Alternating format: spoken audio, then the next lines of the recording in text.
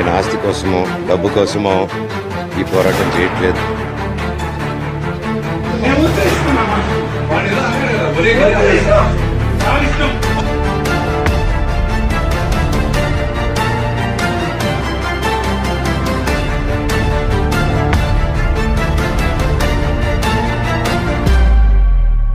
నమస్తే friends, welcome to CR ముచ్చట్లు.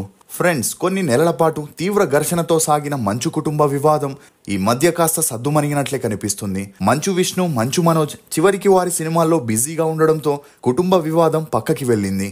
Kannappa release అయినప్పుడు Manchu Manoj first day first show చూడడమే కాకుండా తన అన్న పర్ఫార్మెన్స్ ని కొనియాడుతూ పోస్ట్ పెట్టాడు. ఇక మరోవైపు మిరాయి సినిమా రిలీజ్ అవ్వగా మంచు విష్ణు తనకి విషెస్ ని తెలియజేయడంతో వీరిద్దరి మధ్య మరింత దూరం తగ్గినట్లు అనిపించింది. అలా ఇప్పుడు మిరాయి సక్సెస్ మీట్ లో కూడా మంచు మనోజ్ తన అన్న గురించి ప్రస్తావించడంతో మంచు అభిమానులకి కాస్త ఉపశమనం కలిగిందనే చెప్పొచ్చు. ఇదిలా ఉంటే మిరాయి మూవీలో ప్రభాస్ వాయిస్ ఓవర్ ఇచ్చిన సంగతి మనందరికీ తెలిసిందే.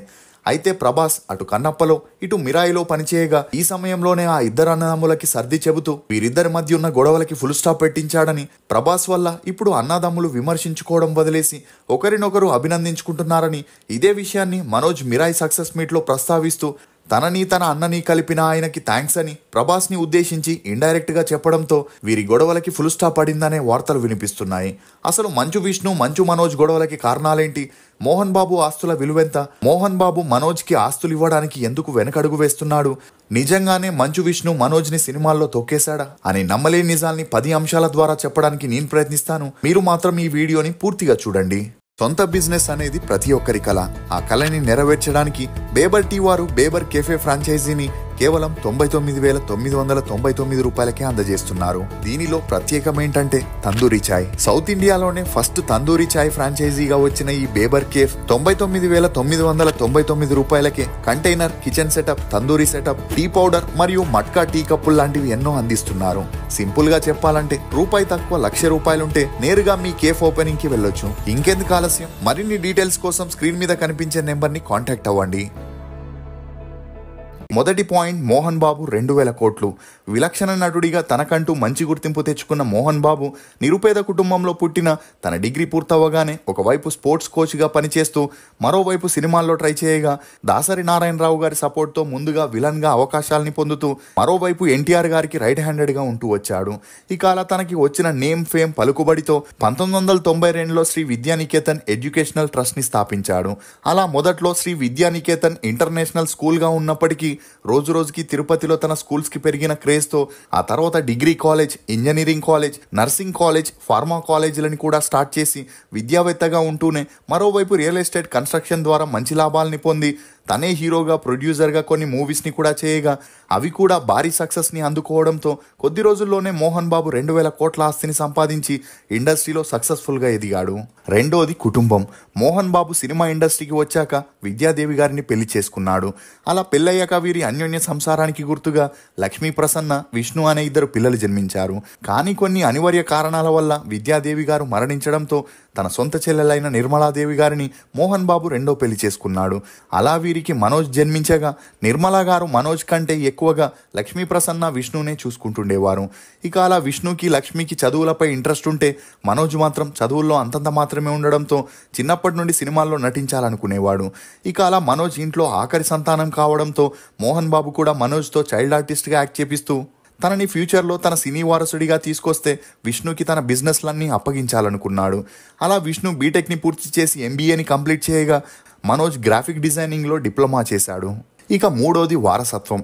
ఎప్పుడైతే విష్ణు ఎడ్యుకేషన్ పూర్తయిందో విష్ణు హైట్ అండ్ పర్సనాలిటీని చూసిన మోహన్ బాబు తన సినీ వారసుడిగా తనని లాంచ్ చేయాలని విష్ణు మూవీతో అరంగేట్రం చేస్తే ఆ మూవీ రిలీజ్ అయి ఓకే టాక్ తెచ్చుకోవడంతో మనోజ్ని కూడా దొంగది మూవీతో 2004లో అరంగేట్రం చేపించాడు. ఇక అలా ఈ సినిమా రిలీజ్ అయి హిట్ అవ్వడంతో విష్ణుతో 5 ఏళ్లు ఇండస్ట్రీలో సినిమాలు చేపించిన తర్వాత తనకి బిజినెస్ బాధ్యతల్ని అప్పగిస్తే మనోజ్తో వరుసగా సినిమాలు చేపించాలనుకున్నాడు.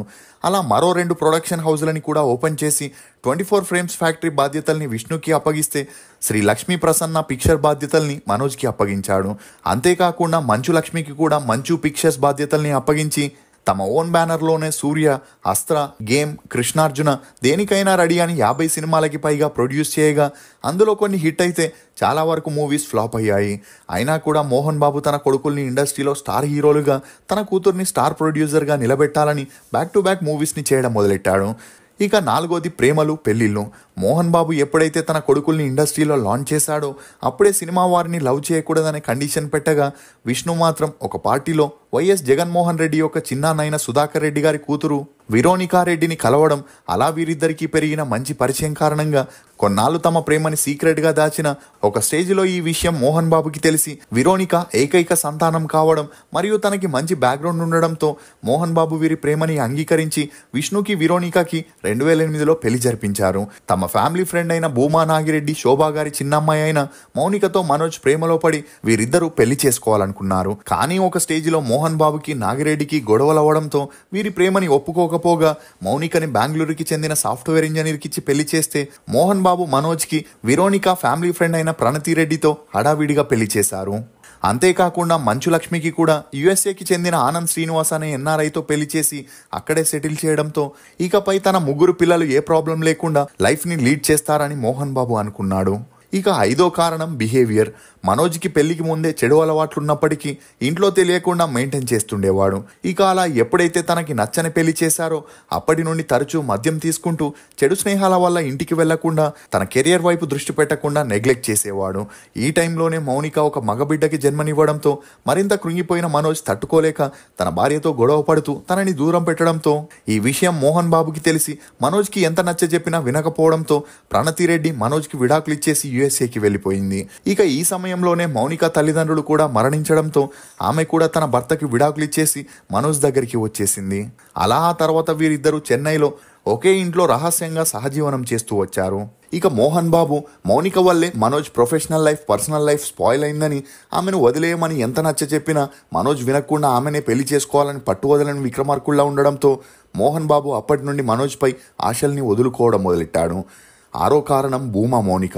ఇక మంచు ఫ్యామిలీకి మనోజ్ మౌనికను పెళ్లి చేసుకోవడం ఇష్టం లేకపోయినా వేరే దారి లేక నిర్మలాదేవి గారు మంచు లక్ష్మి ముందుండి వీరిద్దరికి పెళ్లి జరిపించారు. ఇక పెళ్లి తర్వాత మౌనిక రాజకీయాల్లోకి వచ్చి తన అక్క అఖిలలాగే రాజకీయాల్లో రాణించాలనుకుంది.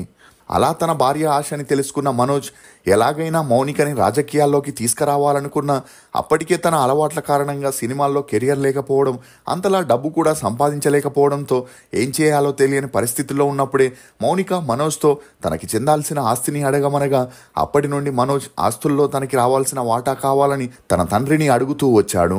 ఇక మనోజ్ చేత మౌనికనే ఇలా చేపిస్తుందని మోహన్ బాబు ఆమెపై ద్వేషాన్ని పెంచుకున్నారు. 7వ కారణం ఆస్తి పంపకాలు. మోహన్ బాబు స్వయార్జితంగా 2000 కోట్ల ప్రాపర్టీని సంపాదించగా అందులో schools, colleges, form lands, form houses, flats కూడా ఉన్నాయి. ఇక అలా మోహన్ బాబు ఒక వీలునామా రాస్తూ జల్పల్లిలో ఉండే హౌస్ని తన భార్య నిర్మలాదేవి గారి పేరు మీదకి రాస్తే engineering college, degree college, nursing college, pharma కాలేజీలతో పాటు ఫామ్ ల్యాండ్స్ని విష్ణుకి అప్పగించాడు. ఇక అలా ఇంటర్నేషనల్ స్కూల్ మరియు కొన్ని కాంప్లెక్స్లని మనోజ్కి ఇవ్వడం, ఫిలిం నగర్లో ఉండే ఇల్లుతో పాటు కొన్ని ఫ్లాట్స్ని లక్ష్మీ ప్రసన్న పేరు మీదగా రాయడం జరిగింది.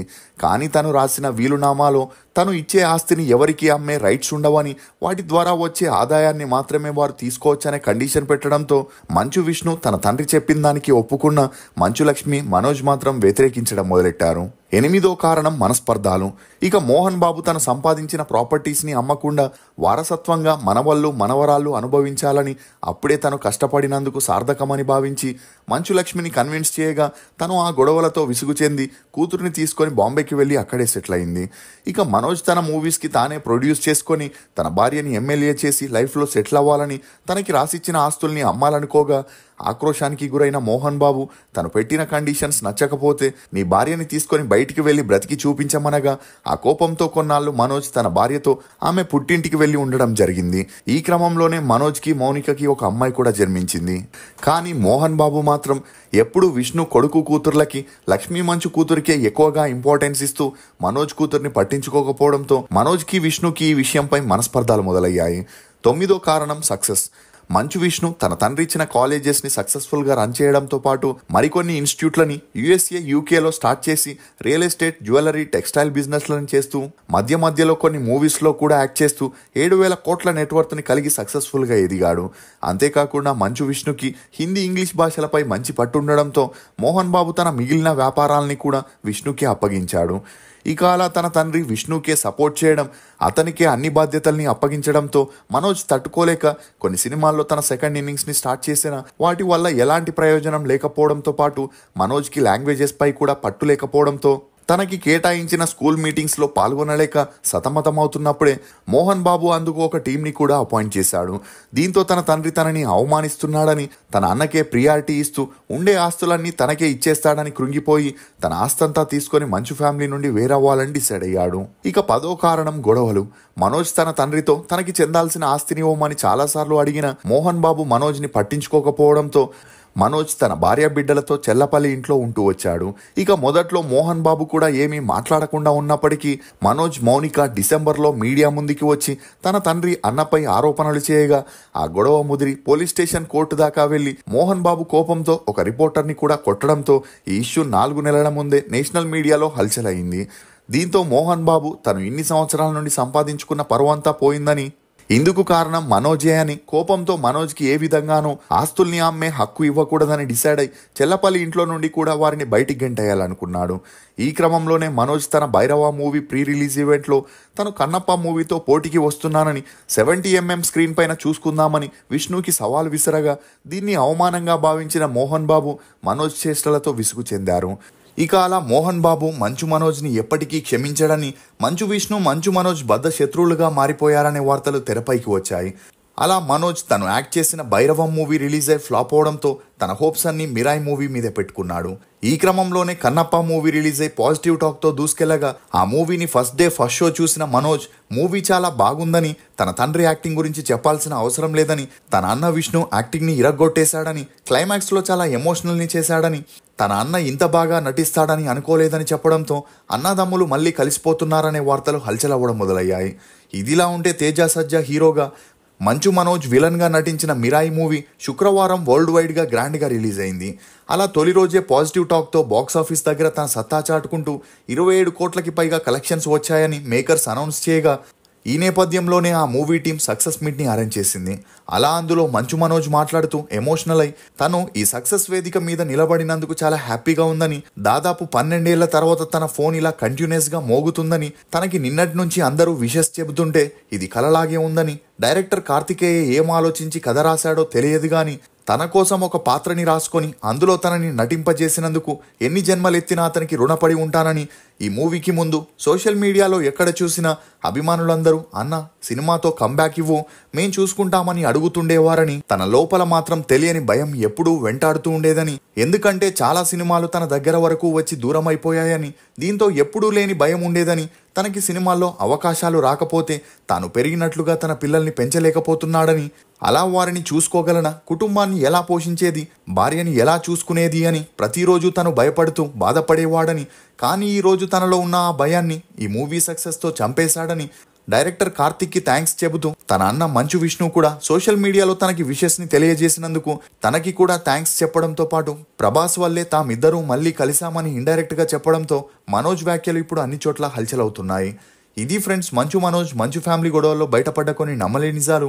ఈ వీడియో మీద మీ అభిప్రాయాన్ని కమెంట్ సెక్షన్లో తప్పకుండా తెలియజేయండి. మేము చేసిన ఈ వీడియో మీకు నచ్చినట్లయితే ఒక లైక్ ద్వారా మీ సపోర్ట్ని మాకు తెలియజేయండి. For more interesting videos please subscribe to CR Muchatlu. Thank you.